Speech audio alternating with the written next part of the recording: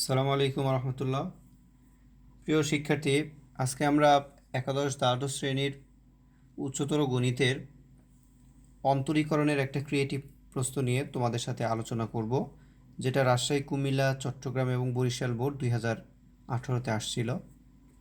তোমরা স্ক্রিনে দেখতে পাচ্ছ সে প্রশ্নটা আমি লিখেছি। আমরা ক, খ এবং গ নং প্রশ্নের এটার ধারাবাহিক সমাধান করব এবং এই প্রশ্নের খ এবং গ নং তোমরা জানো যে এই টাইপ প্রশ্নগুলো আমি তোমাদেরকে বিগত 2-1 মাস আগেই পড়িয়েছি। আশা করি সেগুলো তোমাদের মনে আছে এবং কিভাবে একটা ফাংশনের সর্বোচ্চ মান এবং সর্বনিম্ন মান, যেটাকে লঘিষ্ঠকরণ বা গরিষ্ঠকরণ বলে, এবং স্পর্শক এবং অবিলম্বের ক্ষেত্রে অঙ্কগুলো আমরা করেছিলাম। তো এই জন্য আশা করছি আজকের ভিডিওটা যে অঙ্কগুলো দেওয়া আছে সেই অঙ্কগুলো তোমাদের কাছে সহজ মনে হবে। তাহলে দেখো যে আমাদের ক নং প্রশ্নে যেটা দেওয়া ছিল যে থিটা এর সাপেক্ষে theta degree into sine theta degree এর অন্তরজ বের করো। আচ্ছা, আমরা প্রথমেই ডিগ্রিকে রেডিয়ানে কনভার্ট করব এবং আমরা নবম দশম শ্রেণীর উচ্চতর গণিতে পড়েছিলাম যে 180 ডিগ্রি সমান পাই রেডিয়ান ধরা হয়। ঠিক আছে, তোমাদের নিশ্চয়ই মনে আছে এবং তোমাদের মনে করানোর জন্যই আমি এখানে দেখো পাশ দিয়ে সূত্রটা লিখেছি যে 1 ডিগ্রি সমান হলো পাই বাই 180 রেডিয়ান। তাহলে থিটা ডিগ্রি কত হবে? পাই থিটা ইন্টু থিটা ডিভাইডেড 180। ওকে, তাহলে দেখো আমাদের যেটা দেওয়া ছিল, ক নং প্রশ্নে যেটা দেওয়া ছিল আমরা সেটা লিখলাম এবং লিখেছি যে মনে করি ওয়াই সমান theta degree into sine theta degree. তাহলে আমরা থিটা সমান কত লিখতে পারি? Pi theta into pi theta divided 180 into sine থিটার যে মান সেটা আমরা বসিয়ে দিলাম। এরপরে আমরা যখন অন্তরীকরণ করব তখন শুধু যে অংশকে অন্তরীকরণ করা যাবে অর্থাৎ কনস্ট্যান্ট সংখ্যা ব্যতিরেকে, কারণ পাই বাই 180 এখানে তোমরা দেখতে পাচ্ছ এটা হলো কনস্ট্যান্ট, এটাকে বাইরে রাখতে হবে। আর থিটা এবং সাইন এর সাথেও দেখো থিটা আছে, এই জন্য এই অংশটাকে আমরা কি অন্তরীকরণ করব। এরপরে দেখো আমি এখানে লিখেছি যে উভয় পক্ষকে থিটা এর সাপেক্ষে অন্তরজ করে বা অন্তরীকরণ করে, তাহলে আমাদের এখানে প্রথমে ছিল ওয়াই, এটাকে আমরা যেহেতু থিটার সাপেক্ষে অন্তরীকরণ করছি তাহলে লিখতে হবে ডিডি। আমরা এটাকে পড়ি কি ডিডিএক্স। এখানে আজকে যেহেতু আমি থিটার সাপেক্ষে করলাম তাহলে ডিডি থিটা, এটাকে আমরা ওয়াইকে কি করছি? অন্তরীকরণ করছি। এরপরে আমরা এখানে দেখো এই যে এখানে দুইটা ফাংশন গুণ আকারে আছে, তাহলে দুইটা ফাংশন গুণ আকারে থাকলে সূত্র আমরা জানি ডিডিএক্স ইউ ইন্টু ভি। তাহলে এই টাইপের কিভাবে অন্তরীকরণ করতে হয়? প্রথমে যে কোনো একটা ফাংশনকে অন্তরীকরণ করব, অন্য একটা ফাংশনকে গুণ আকারে রাখবো, এরপরে যেটাকে প্রথমে অন্তরীকরণ করলাম সেটাকে অন্তরীকরণ না করে পরেরটাকে আমরা অন্তরীকরণ করব। ঠিক আছে, এখানেও সেম থিটা আর সাইন পাই থিটা বাই 180, এখানে যেহেতু দুইটা তুমি যে কোনো একটাকে আগে অন্তরীকরণ করতে পারো। এরপর দেখো আমি এটাকে কনস্ট্যান্ট হিসেবে আগে রাখছি, এই থিটাকে প্রথমে ডিফারেন্সিয়েশন করলাম, এরপরে থিটাকে যেহেতু ডিফারেন্সিয়েশন করেছি তাহলে থিটাটাকে বাইরে রাখলাম, এরপরে এই সাইনের সাথে যে অংশটা ছিল এই অংশটাকে অন্তরীকরণ আমরা করলাম। ওকে, দেখো আমরা জানি এক্সের সাপেক্ষে যদি এক্সকে অন্তরীকরণ করা হয় তার মান কত হয়? 1 হয়। তাহলে থিটার সাপেক্ষে যদি থিটাকে অন্তরীকরণ করা হয় তার মান কত হবে? 1 হবে। এরপর আমরা জানি ডিডিএক্স সাইন এক্স কত হয়? Cos x. তাহলে দেখো এখানে কজের সাথে যা ছিল সবগুলাই আসবে, কিন্তু আসলে তো এটা এক্স না, তার মানে এটাকে আবার কি করতে হবে? আবার অন্তরীকরণ করতে হবে কার সাপেক্ষে? থিটা এর সাপেক্ষে। ঠিক আছে, এবার এবার দেখো আমরা তো জানি কনস্ট্যান্ট সংখ্যাকে অন্তরীকরণ করা যায় না, তাহলে এই ডি বাই ডি থিটার মধ্যে আমাদের এখানে পাই বাই 180 হলো কনস্ট্যান্ট, এই জন্য দেখো লাল কালি দ্বারা আমি যেটা লিখছি পাই বাই 100কে আমি বাইরে রাখছি। ঠিক আছে, এখানে কিন্তু চেঞ্জ হয় নাই, যা ছিল আমি সেভাবেই লিখছি। আর এখানে দেখো পাই বা 180কে বাইরে নিয়ে আসছি, শুধু এখানে যে থিটা আছে এই থিটাটাকেই আমি কি করছি, থিটার সাপেক্ষে ডিফারেন্সিয়েশন করেছি। ঠিক আছে, আশা করি বুঝতে পারছো। কারণ যেহেতু এখানে পাই থিটা ডিভাইডেড 180-র মধ্যে পাই বা 180 কনস্ট্যান্ট, এই জন্য কনস্ট্যান্ট সংখ্যাকে আমি বাইরে নিয়ে আসছি আর থিটাকে থিটার সাপেক্ষে ডিফারেন্সিয়েশন করেছি। তাহলে থিটাকে থিটার সাপেক্ষে ডিফারেন্সিয়েশন করলে কত হবে, 1 হবে, সেটা আমি পরের পেজে লিখেছি। ওকে, এবার দেখো এই যে এই অংশের মানটা আমি এই যে এখানে বসিয়েছি, দেখো এই যে এখানে।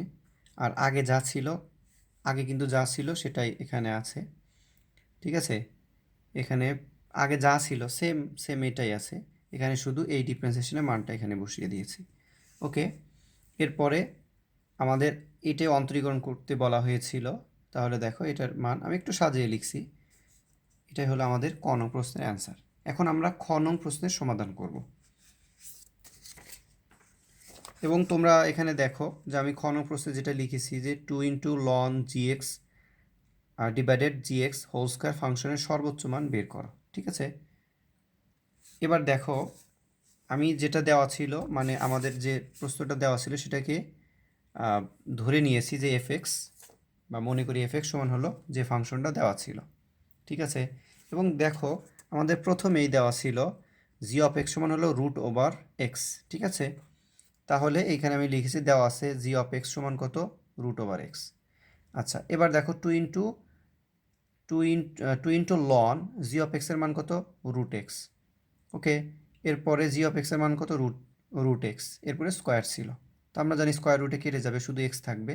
আর এখানে আমি এটাকে লিখতে পারি, দেখো 2 ln √x-কে আমরা 2কে সামনে নিয়ে আসতে পারি, কারণ লন বা লগের বৈশিষ্ট্যের ধর্মাবলী থেকে আমরা জানি যে এই পাওয়ারটা সামনে আসে। অর্থাৎ এখানে যে 2 আছে এই 2টা আমি সামনে লিখতে পারি, মানে উপরে পাওয়ার হিসেবে নিয়ে যেতে পারি। তাহলে এরকম হবে ln √x, আর এখানে 2 আছে, এটাকে আমি পাওয়ার হিসেবে দিয়ে দিলাম। ওকে, এখানে যদি 3 থাকতো তাহলে এটাকে আমি পাওয়ার হিসেবে 3 লিখতে পারতাম, এখানে 4 থাকলে পাওয়ার হিসেবে 4 লিখতে পারতাম। ওকে, এরপরে এই স্কোয়ার রুটে কাটবে, তার মানে আমাদের ln x থাকবে, ডিভাইডেড হলো কত, x।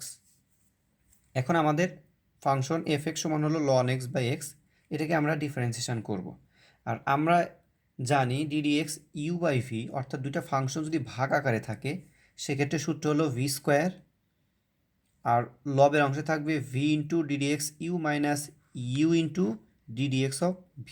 এই সূত্রের সাথে কম্পেয়ার করে কিন্তু আমি এটা করেছি, এই যে ln x/x এর অন্তরীকরণ করেছি, কারণ এখানে ফাংশনটা দুইটা ভাগ আকারে দেওয়া আছে। এরপর দেখো এক্সের উপরে স্কোয়ার হবে, আর উপরে উপরে যেটাকে প্রথমেই স্কোয়ার করেছি সেটা কিন্তু দেখো এখানে ভি বাইরে ছিল, তার মানে এখানে এক্স বাইরে থাকবে, ddx অফ ln x হবে মাইনাস, যেহেতু লনকে আমি ডিফারেন্সিয়েশন করলাম লনকে বাইরে রাখতে হবে, এক্সকে ডিফারেন্সিয়েশন করতে হবে, এইটা সূত্রের সাথে মিলায়। এরপর দেখো এখানে দেখো এক্সটা আমি লিখেছি, আর ddx ln x এর সূত্র কত, 1/x। আচ্ছা, এরপর ln x ছিল, ddx এক্সকে ডিফারেন্সিয়েশন করলে এক্সের সাপেক্ষে কত হয়, 1 হয়। এক্স আর এক্স কেটে দিলাম, তাহলে 1 মাইনাস কত হবে, ln x বাই হলো x²। এটাই হলো প্রথম অন্তরজের মান, অর্থাৎ এই প্রথম অন্তরজের মান আমরা যেটা পেলাম এটাকে 1 নং সমীকরণ ধরে নিলাম।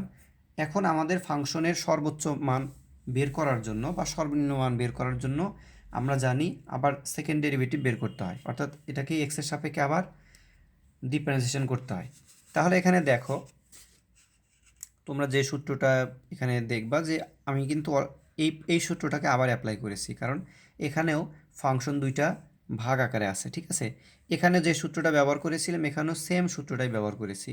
তাহলে এক্স স্কোয়ারের উপরে আবার বর্গ হবে, তারপরে এই x² প্রথমে সামনে আসবে, আমরা প্রথম এই ফাংশন 1 মাইনাস ln x-কে একবার ডিফারেন্সিয়েশন করব। এরপর যেহেতু এটাকে আমি ডিফারেন্সিয়েশন করলাম তাহলে আবার এটাকে কি করব, কনস্ট্যান্ট হিসেবে বাইরে রাখবো, আর x² এক্সের সাপেক্ষে ডিফারেন্সিয়েশন করব। আচ্ছা, এবার দেখো 1কে ডিফারেন্সিয়েশন, অর্থাৎ কনস্ট্যান্ট সংখ্যাকে এক্সের সাপেক্ষে অথবা ওয়াই বা জেড যে কোনো কিছুর সাপেক্ষেই যদি অন্তরীকরণ করা হয় কনস্ট্যান্ট সংখ্যাকে, তার মান হয়ে যায় কত, অলওয়েজ 0। এরপর আমরা জানি লন এক্সকে ডিফারেন্সিয়েশন করলে এক্সের সাপেক্ষে কত হবে 1/x হবে, এখানে কিন্তু মাইনাস আগে থেকেই ছিল। এরপরে মাইনাস 1 মাইনাস লন এক্স এখানে ছিল। আমরা জানি ddx x to the power N কত হয়, N N x to the power N minus one, তাহলে 2 সামনে আসবে আর এখানে থেকে এখানে এক্সের পাওয়ার 2 থেকে 1 বিয়োগ হয়ে যাবে, তার মানে 2 মাইনাস ওয়ান 1 হবে, এই জন্য আমি আর এখানে এক্সের পাওয়ার 1 লিখি নাই।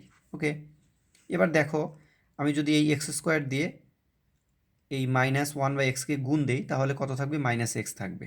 আর এখানে 2x-টাকে আমি সামনে নিয়ে আসছি, 1 মাইনাস কত ln x। এরপরে দেখো আমি এখান থেকে x কমন নিয়ে নিয়েছি, তাহলে x কমন নিলে এখানে কত থাকবে, এখানে -1 থাকবে, এখানে কত থাকবে, এখানে তুমি এখানে দেখো এখানে মাইনাস মাইনাস আর এখানে প্লাস কত হবে মাইনাস, আর -2x যদি এই ln x এর সাথে গুণ হয় এখানে কিন্তু প্লাস প্লাস প্লাস আকারের একটা ফর্মুলা আসবে। ওকে, আমি যেহেতু এক্স কমন নিয়ে নিয়েছি তাহলে এখানে এখানে প্রথম থেকে থাকবে হলো 1, এখান থেকে থাকবে -2, আর এখান থেকে থাকবে এখানে এক্স কমন নিয়ে থাকে কমন নিলে থাকবে হলো কত 2 ln x। ঠিক আছে, আর ডিভাইডেড আমাদের এখানে কত ছিল এক্স টু দি পাওয়ার 4।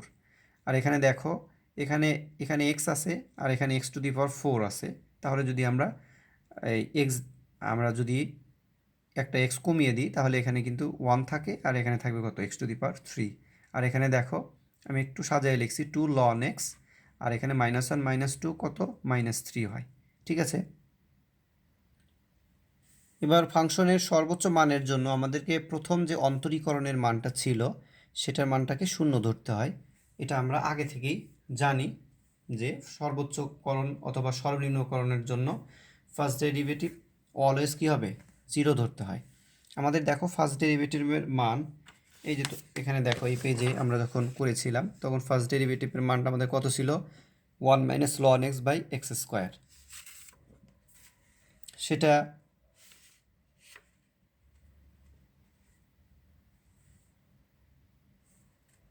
আচ্ছা এখানে দেখো এখানে একটু আমি ভুল লিখেছি। ওকে, এখানে আসলে x² হবে, আমি একটু ভুলে গেছি স্কোয়ারটা দিতে।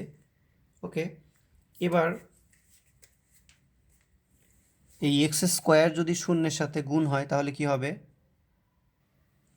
এখন যদি x² শূন্যের সাথে গুণ হয় তাহলে শূন্য হয়ে যাবে, এখানে থাকবে কত 1 মাইনাস ln x সমান 0, এরপর 1 সমান কত ln x। এবার আমরা জানি ln e এর মান কত 1, এটা তোমরা সবসময় মনে রাখবা যে ln e এর মান কত 1 ধরা হয়। এরপরে যদি উভয় সাইড থেকে ln বাদ দিয়ে দেওয়া হয় তাহলে e সমান কত হয় x, অতএব x এর মানটা কত আসে e আসে। এখন আমরা এই x এর মান e দিয়ে সেকেন্ড ডেরিভেটিভের মানটাকে টেস্ট করে দেখব যে এটা কি পজিটিভ আসে না নেগেটিভ আসে, কারণ আমরা জানি যদি পজিটিভ আসে তাহলে ওই পয়েন্টের জন্য সর্বনিম্ন মান পাওয়া যাবে, আর যদি নেগেটিভ আসে তাহলে ওই পয়েন্টের জন্য সর্বোচ্চ মান পাওয়া যাবে। এবার দেখো x সমান e, এটা কোন কোন জায়গায় বসাবো, সেকেন্ড ডেরিভেটিভে বসাবো।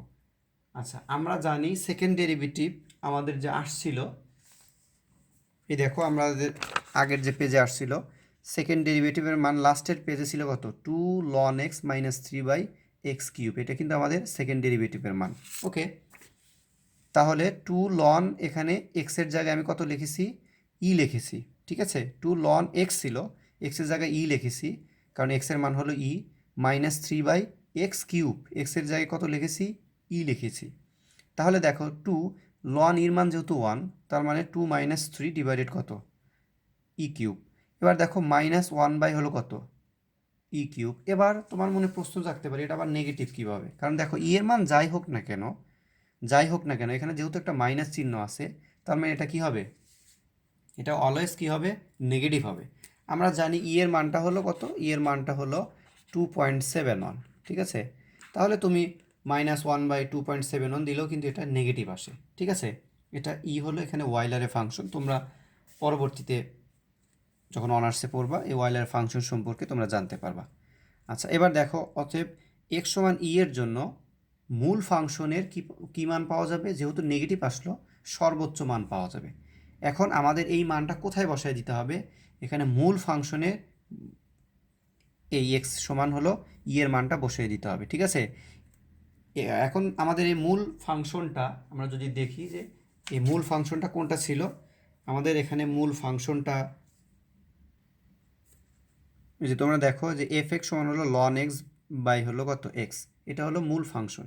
এই ফাংশনটাকে আমরা একটু সরলীকরণ করে যেটা পেয়েছিলাম যে ফাংশন এই এফ এক্সের মানটা আমরা পেয়েছিলাম কত, লন এক্স বাই এক্স, এখানে আমাদেরকে বসায় দিতে হবে।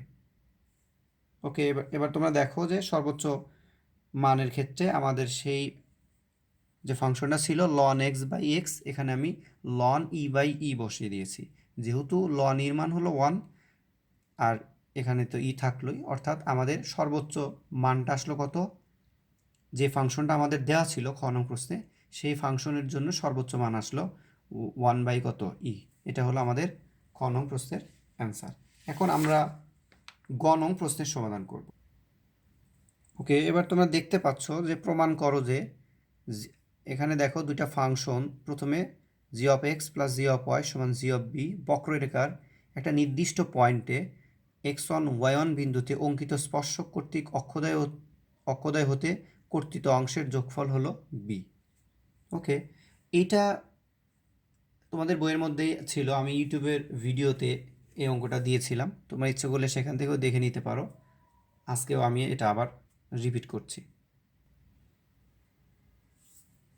ওকে, এখানে দেখো দেওয়া আছে জি অফ এক্সের মান কত, এটা কিন্তু উদ্দীপকে দেওয়া ছিল রুট ওভার এক্স, তাহলে জি অফ ওয়াই সমান কত হবে, এক্সের জায়গায় জাস্ট কত বসবে, ওয়াই বসবে, তাহলে জি অফ বি কত হবে, যেখানে এক্স ছিল সেখানে কি বসবে, বি বসবে।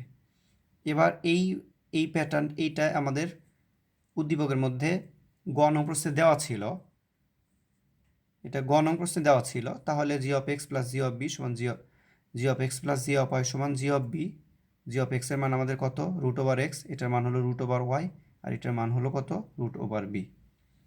এবার এই 1 নং সমীকরণকে যদি আমরা এক্সের সাপেক্ষে অন্তরীকরণ করি, তাহলে দেখো রুট এক্সকে অন্তরীকরণ করলে আসে 1/2 রুট এক্স, এটা হলো সূত্র। এরপরে আমরা ধরে নিলাম এটা হলো, এটাকে আমরা কি এক্সের সাপেক্ষে অন্তরীকরণ করতেছি, এটা তাহলে এই ওয়াইটা আসবে, রুট ওভার ওয়াইকে অন্তরীকরণ করলে আসবে 1/2 রুট ওয়াই, কিন্তু আসলে এটা ওয়াই না, এই জন্য এটাকে আবার ডিফারেন্সিয়েশন করতে হবে এক্সের সাপেক্ষে, অর্থাৎ ওয়াইকে আবার ডিফারেন্সিয়েশন করতে হবে।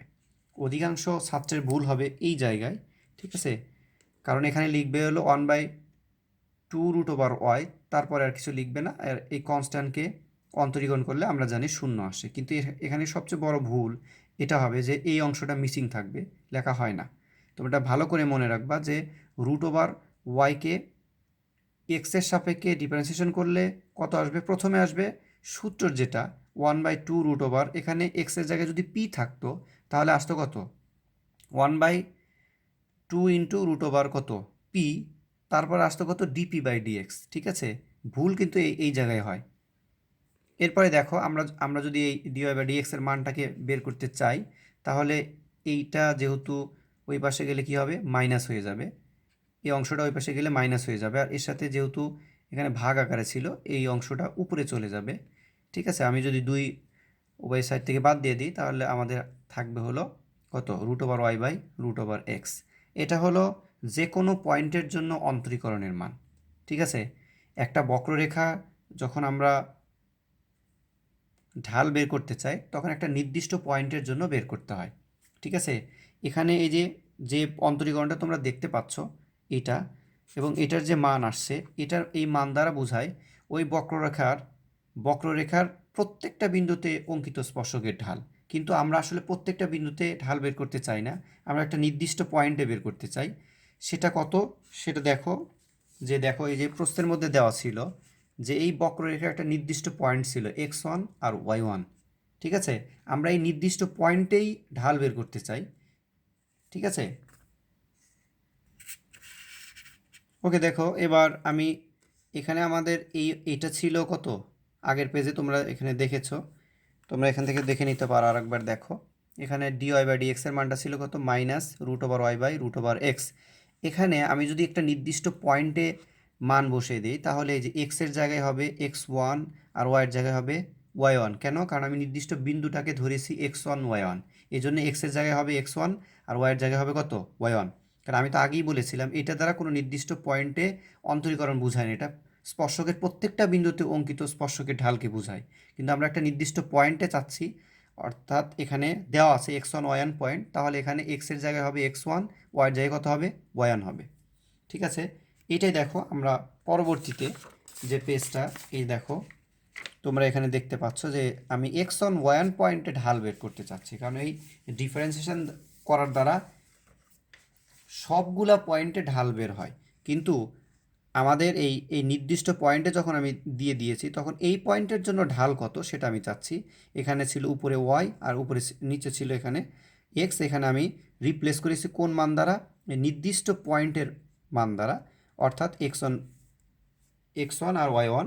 আমাদের এখানে যেহেতু এক্স ছিল তাহলে তাহলে এখানে এক্স ওয়ান হবে, আর উপরে ছিল ওয়াই, এই জন্য কত হবে ওয়াই ওয়ান হবে। ঠিক আছে, আমি কিন্তু একটা নির্দিষ্ট পয়েন্টের ক্ষেত্রে ঢাল বের করে নিলাম।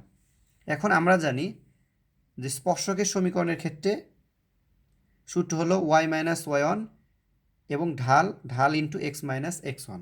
তাহলে আমাদের ঢাল কত, ঢাল হলো এই পয়েন্টে ঢাল হলো minus root over y one by root over x one. এবার দেখো আমি এই ঢালের জায়গায় সেই মানটাই বসিয়ে দিয়েছি।